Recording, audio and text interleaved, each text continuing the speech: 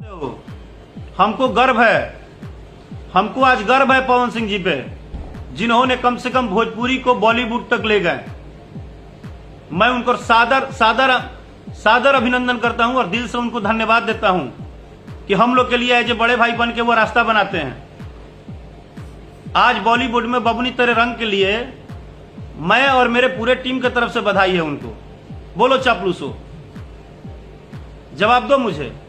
हम लोग दिल से बधाई देते हैं, हम लोग खुश हैं कि हम सबके बड़े भाई हैं, इतने अच्छे कलाकार हैं, वो कम से कम बॉलीवुड तक भोजपुरी को तो ले तो गए।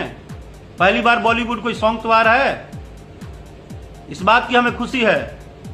हम खेसारी लाल यादव जी से खुश रहते हैं कि दिन रात मेहनत करके वो नाम तो बड़ा करते हैं। वो हर कलाकार जो मेहनत करता है उसको हक है अपना नाम बड़ा करने का, लेकिन तुम लोगों को किसने हक दिया है किसी की मां बहन के गाली देने का, किसी को उल्टा सीधा लिखने का? तुम्हारी औकात है जो सोशल मीडिया पे आके गाली लिख? तुम्हारी औकात है? कभी एक सुर लगा सकते हो, गा सकते हो ढंग से? 2000 रिपोर्ट करके राकेश मिश्रा का गाना यूट्यूब से उतरवा दिए तो लगे तुम पार्टी मनाने। इतना ही तुम्हारे लिए सक्सेस था?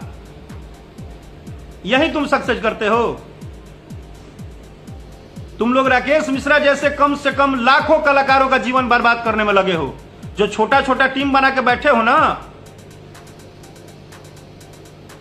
फलाना फलाना का ठेकेदारी लेके जो बैठे हो तुम लोग, मैंने तो कभी नहीं बनाया कि मेरे सारे यूट्यूबर न्यूज बनाइए, मेरा कुछ भी आता है तो मुझे मेरा पर्सनल हो जाइए। मैं आपने देखा है कभी क्या किसी को? मैं सिर्फ अपने मेहनत, अपने गाने और भगवान पे भरोसा करता हूं कि मुझे किसी यूट्यूबर और किसी से न्यूज बनवाने की जरूरत नहीं है। मुझे भगवान आशीर्वाद देंगे, अगर उनका आशीर्वाद रहेगा तो जीवन में आज चाहे कल। मैं 14 साल से मेहनत करके इंतजार ही कर रहा था ना कि आज नहीं तो कल मेरा समय आएगा। और थोड़ा सा समय, थोड़ा सा, पूरा समय भी नहीं आया है, थोड़ा सा क्या समय आ गया कि साला जलने वालों का लिस्ट देख रहा हूं लंबा। ऐसा लग रहा है जैसे कि पूरे भोजपुरी में राकेश मिश्रा को ही एक टारगेट करके और मतलब मार देना है, और सारे लोग आपके हित नाता है। जाके और सारे लोग पे क्यों नहीं कमेंट करते हो कि सामाजिक गाना गाइए, बेटी पे गाना गाइए, पतोह पे गाना गाइए? तुम्हारी औकात है? तुम लोग हर गाने पर टारगेट कर रहे हो। और तुमको क्या लगता है हमको नहीं पता है कि इंडस्ट्री से कौन कौन हैंडल कर रहा है?